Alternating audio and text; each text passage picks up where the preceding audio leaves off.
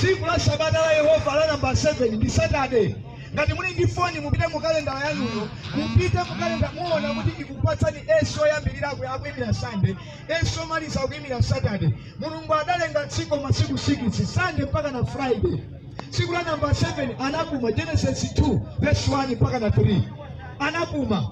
Kodi kuti anabwera pa malamulo wake 10 ku episode 20 verse 8. Mtsongano wa chisisimutso ndi kukonzanso. Sasala bangono wa mai, sasala bangono kuchitika. Zonse sasala bangono kuchitika.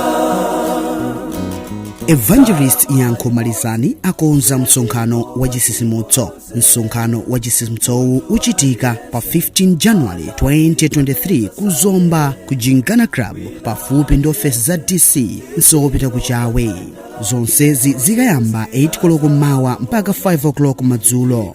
Okalalikira kumeneku ndi Evangelist Yanko Malizani, Mika Khoza, Pastor Charles Elaton komanso Elders Yovu. Mateyu 24 verse 27.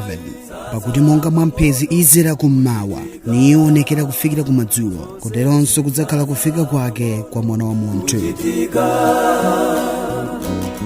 Ndalama imodzi kugwira ntchito pa dziko lonse, munthu aliyense akazipembedza Sunday, sasala pang'ono kuchitika. Mukafuna kudziwa zambiri tayimbani foni pa manambala awa: Zoma 821 769 323, Zoma 821 769 323, komanso Zoma 925 249 973, Zoma 925 249 973.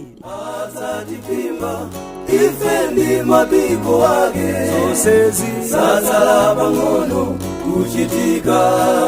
Zonsezi sasala pang'ono kuchitika.